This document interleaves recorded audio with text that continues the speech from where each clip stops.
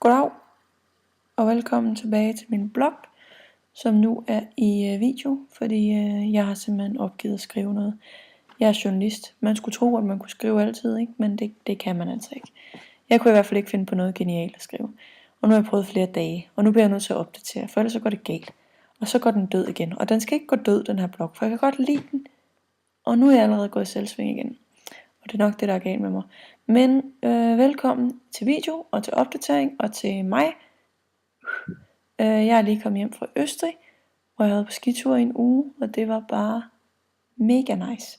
Og dejligt at være lidt ude. Jeg har ikke været uden for Danmarks grænser siden jeg var jorden rundt, som jo selvfølgelig også var jorden rundt. Så det er jo dejligt, og det siger folk altid, men det er altså 2 år siden nu, at jeg kom hjem, ikke? Så jeg havde ligesom brug for at komme lidt ud. Og der har jeg været nu en Hintertugs gewesen im Austria, eine kleine Gletscher, som er 3 km høj, så den er jo knap så klein, men det var super fedt at være afsted igen, og ja, jeg er sådan en, der har stået på ski siden jeg var 3, og har været mega glad for det altid, men holdt en lang pause på grund af en skade. Så gik jeg i gang igen for 5 år siden, og har været afsted 3 gange nu, og det er altid mega dejligt, og mega dejlig sport, og dejligt med noget dejligt vejr, og noget frisk luft, og noget god mad, og noget hygge, og det er dejligt.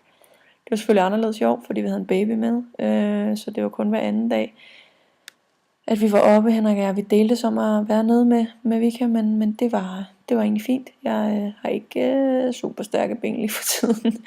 Jeg har fået en bil og et hus og sådan noget, så bevæger man sig ikke så skide meget. Selvom jeg er medlem af Soaring Fitness, vil jeg lige pointere. Men igen, ud af en tangent. Det var super dejligt at være afsted, ikke? Og vi var med bus med en baby på 14 måneder. Og jeg har sjældent, aldrig fået så mange dræberblik, som da jeg stod der lørdag morgen med min baby foran bussen, og folk kiggede og tænkte, du skal ikke med her, vel? Du skal bare lige vinke farvel til en eller anden. Og jeg gik ind i bussen, og folk var rigtig trætte af det. De sagde ikke noget, de søde jyder og alt det der, men jeg kan godt forstå det. Og jeg havde dårlig samvittighed, og jeg var bange for, at hun ville skrige hele vejen, og at alle ville hade os, og jeg ville smides af på autobahnen og skulle leve af beef jerky resten af mit liv. Men det gik pissegodt, og hun sagde ikke et kvæk hele vejen ned, og på vej hjem skreg hun et par timer, men det var okay, det var ikke skrig, det var lidt græd, ikke? Altså gråd, og det var okay, fordi der havde hun ligesom stået distancen, eller hvad man skal sige. Men det kan man altså godt, alle jer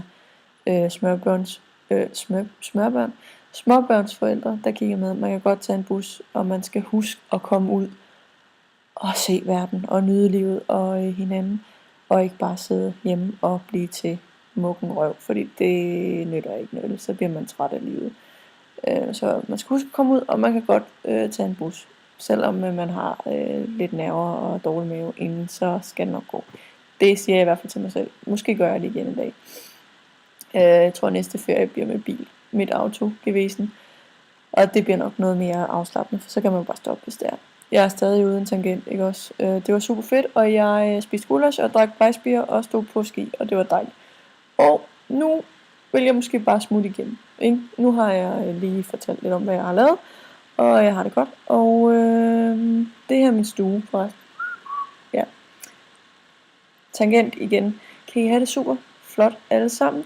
Og så ses vi. Hej, og tak fordi I kigger med. Hej.